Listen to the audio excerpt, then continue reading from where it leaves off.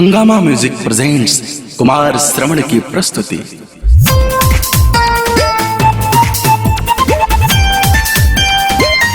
हो हो हो हो हो हो हो हो आ हा हा हा।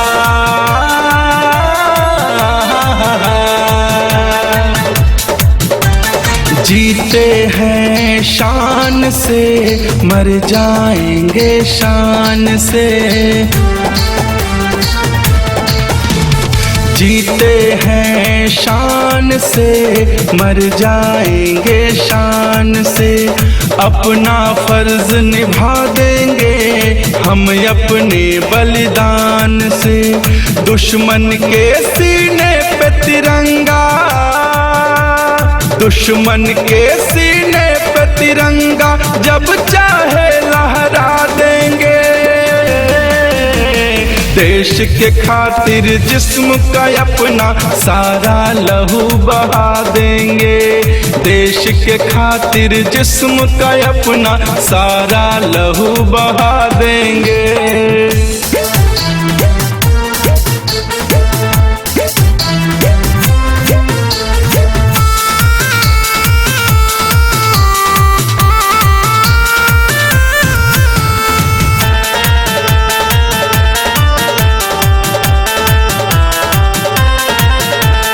छाती छलनी हो जाए हमको फिक्र नहीं है, बारूदों पे चल जाए हमको तो डर नहीं है, हमको तो डर नहीं है। छाती छलनी हो जाए हमको फिक्र नहीं है, बारूदों पे चल जाए हमको तो डर नहीं है।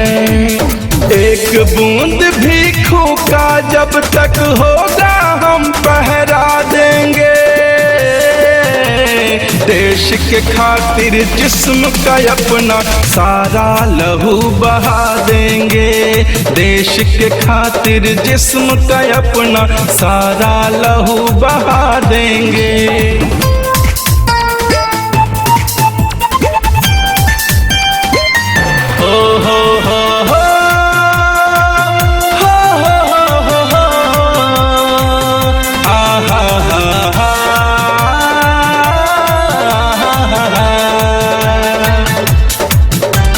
प्राण से भी बढ़कर प्यारा हमको मेरी ज़मीं है, अपने देश में वीरों की कोई नहीं कमी है, कोई नहीं कमी है। प्राण से भी बढ़कर प्यारा हमको मेरी ज़मीं है, अपने देश में वीरों की कोई नहीं कमी है।